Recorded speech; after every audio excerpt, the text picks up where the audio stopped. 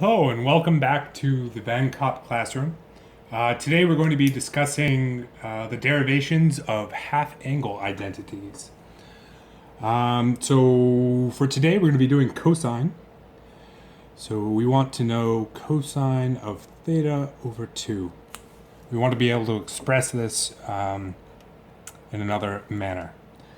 So ironically, actually, the half-angle identity stems from the double angle identities.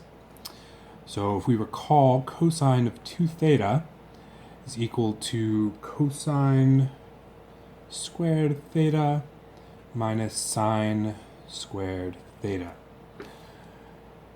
So using this equation, we can essentially solve for cosine, and given that this is a double angle identity, when we plug things back in, we'll be able to derive a theta over 2. So just to start with, we're just going to try and solve for cosine by itself. So moving this sine squared over, we have cosine of 2 theta plus sine squared theta is equal to cosine squared theta. Right, we're just moving the sine to the opposite side. We can use the Pythagorean identity to convert this sine squared into cosine. So we have cosine of 2 theta plus 1 minus cosine squared theta is equal to cosine squared theta. All right.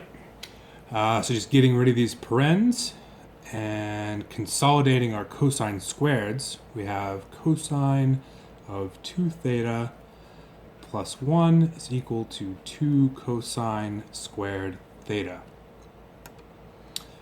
So we only have 2 more steps to isolate this cosine. So we're going to divide by 2, get rid of this 2. So we have cosine of 2 theta plus 1 all over 2 is equal to our cosine squared theta.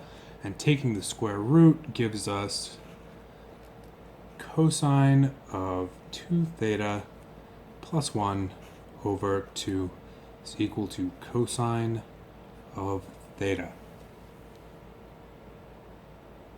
So at this point, we have solved to a cosine of theta and its relationship to a cosine of 2 theta. Now suppose that we were to input for theta, we're going to let theta equal theta over 2. Or if you get freaked out by repeating variables, we can have theta is equal to phi over 2. Okay, so plugging this in, we have cosine of our theta, which is now phi over 2,